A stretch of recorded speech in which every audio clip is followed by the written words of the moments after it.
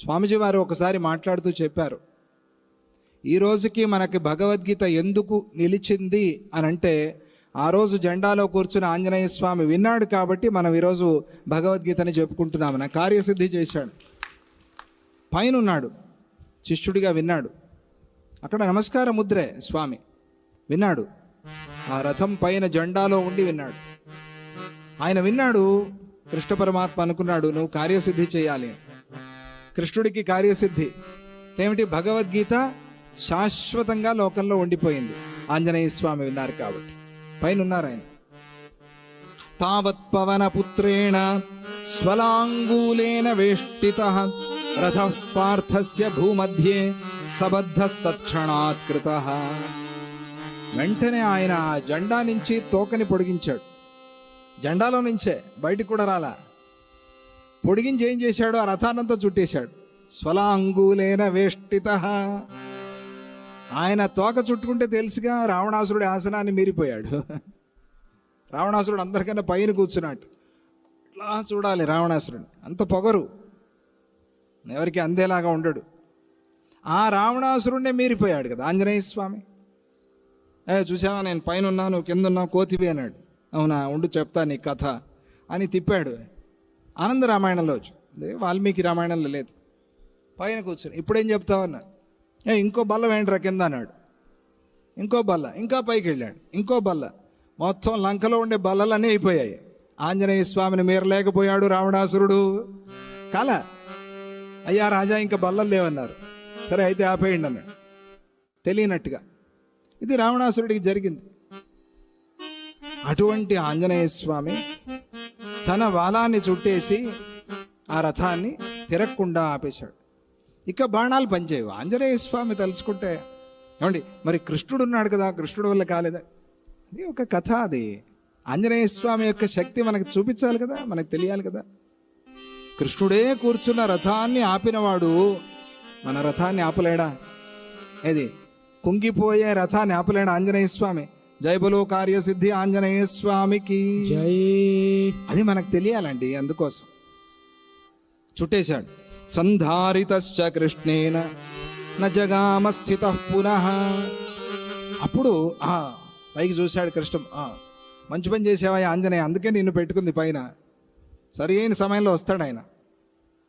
మంచి పని చేశావు, ఇప్పుడు నేను రథాన్ని పట్టి ఉంచుతా. కదలకుండా చేశాడుగా.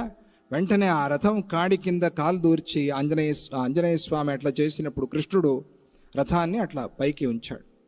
ఇక తిరగదు అది, ఇక దిగిపోదు, తిరగదు, అట్లా నిలబడి ఉంది రథం. రథం అంటే శరీరం. శరీరము కుంగిపోయినప్పుడు, దిగబడిపోతోంది, నీరసించిపోయింది, శక్తి లేదు అన్నప్పుడు ఆంజనేయ స్వామి హనుమాన్ చాలీసా చెప్పుకోండి హాయిగా. మంచి హనుమాన్ చాలీసా గట్టిగా చెప్తే, జయ హనుమాన జ్ఞానగుణ సాగర జయ కపీశతిహు లోక ఉజాగర. ఒకసారి చెప్తే 40 ప్రాణాయామాలు చేసిన అనుభవం మీకు కలుగుతుంది. సామాన్యం కాదు అది. అనుభవించి ఉంటారు మీరు, అనుభవించాలి, గట్టిగా చెప్పాలి. అందుకనే అందరూ కలిసి హనుమాన్ చాలీసా అంటారు స్వామి. 11 సార్లు, 40 సార్లు, దానిలో అట్లా శక్తి ఉంది. గంటలు గంటలు పారాయణ చేస్తారు ఉత్తర భారతదేశంలో, చేయాలి, మంచి శక్తి అది. అట్లా ఆంజనేయ స్వామి ఆ రథాన్ని ఆపి ఉంచారు. ఆ విధంగా ఎలాగో అలా, ఇది జైమిని మహర్షి చెప్పడం, శ్రీకృష్ణ ఆంజనేయులు ఆ రథాన్ని నిలబెట్టారు. అయినా కూడా సురథుడు ఆగకుండా రథంలో నుంచి కిందకి దూకి, ఇప్పుడు వాడి రథం పాడైపోయింది కదా సురథుడిది, అర్జునుడు కొట్టేశాడు. ఆ రథం నుంచి కిందకి దూకి గాల్లో ఉన్న అర్జునుడి యొక్క రథపు కాడిని 2 చేతులతో పైకెత్తాడు. ఆశ్చర్యం ఏమండి, ఇంతలోనే మళ్ళీ మారిపోయింది కథ, మారిపోతూ ఉంటుంది. పైకెత్తి అర్జునుడిని అడుగుతున్నాడు, ఆ 2 చేతుల్ని పైకెత్తి పట్టుకుని రథాన్ని గిరగిరా తిప్పుతూ. ఇప్పుడు భూమిలో తిప్పటంలా, ఎందుకంటే భూమిలో ఆపాడుగా, గాల్లోకి ఎత్తాడు. గాల్లోకి ఎత్తి పట్టుకున్నాడు రథాన్ని.